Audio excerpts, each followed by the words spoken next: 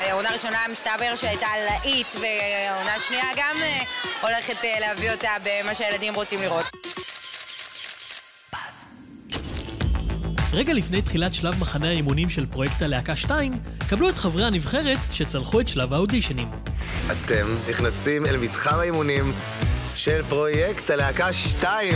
מגיע לכם. זה אחת התוכניות הכי מגניבות שיצא לי להיות חלק מהן. התאהבתי באחד מהילדים. היו הרבה רגעים שמתתי ככה לבוא ולחבק אותם ולהיות איתם. הרגשת כמו אימא שלהם? כמו אחותם הגדולה. לא אימא שלהם. בייביסיטר נגיד. יש איזה שדרוג השנה. כן. יותר מותח, יותר מעניין, יותר ג'וסי, יותר ריאליטי. לאורך כל היום הזה יצפה בכם אסף דרי, נציג חברת NMC, שתחתים את הלהקה שתצא מכאן. אני המחליץ. תצטרך איזה דמות סמכותית שתגיד מי טוב, מי פחות טוב, על מה צריך לעבוד, מה צריך לשפר. צריך את זה, אבל אני לא באמת רע, אני מקצועי. תשמע, במציאות אני הרבה יותר נחמד.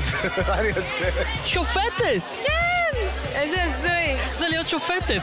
מוזר, מאוד מוזר, אבל כל הזמן הייתי בתחושה שגם אני רוצה לעלות. אני רוצה לעלות לעשות אודישן, יס, מעולה.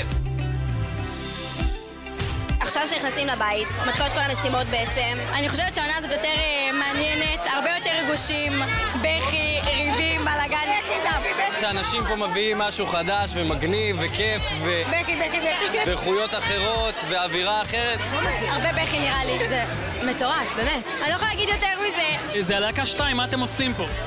באנו לעשות כבוד, לפרגן. אני מתרגש בשבילם, אני חושב שזה היום הכי כיף בחיים שלהם, אני בטוח בזה. הם יותר טובים ממכם? תשמע, סטארט-אפ זה סטארט-אפ. שלא יהיה פה עניינים. טרנד צילומי הסלפי שכבש את העולם שלט גם בהשקה החגיגית.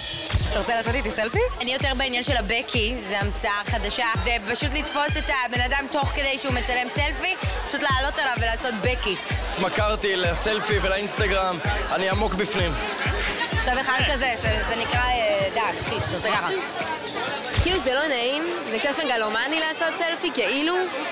אבל אין ברירה, כאילו אתה אוכל משהו טעים, אז או שתצלם את האוכל, או שתצלם את עצמך לוקח ביס.